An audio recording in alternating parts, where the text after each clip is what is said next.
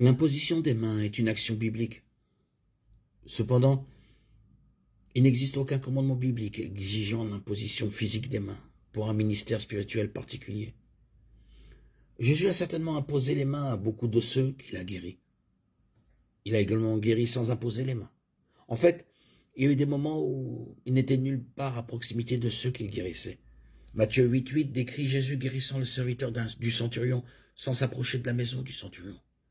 Paul dit, le baptême de Jean était un baptême de repentance. Il disait au peuple de croire en celui qui venait après lui, c'est-à-dire en Jésus.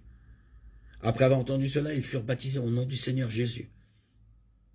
Lorsque Paul leur imposa les mains, le Saint-Esprit descendit sur eux, et ils parlèrent en langue et prophétisèrent. Actes 19, 4, 6. Tandis que Pierre prononçait encore ces paroles, le Saint-Esprit descendit sur tous ceux qui écoutaient la parole. Les croyants circoncis qui étaient venus avec Pierre furent étonnés de ce que le don du Saint-Esprit avait été répandu aussi sur les païens, car ils les entendaient parler en langue et louer Dieu. Actes 10, 44, 46. 1 Timothée 5, 22 dit « Ne te hâte pas d'imposer les mains et ne participe pas au péché des autres.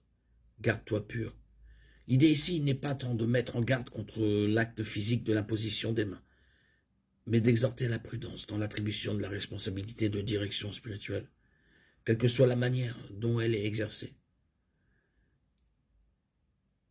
Cela ne doit pas être fait soudainement ou sans réflexion.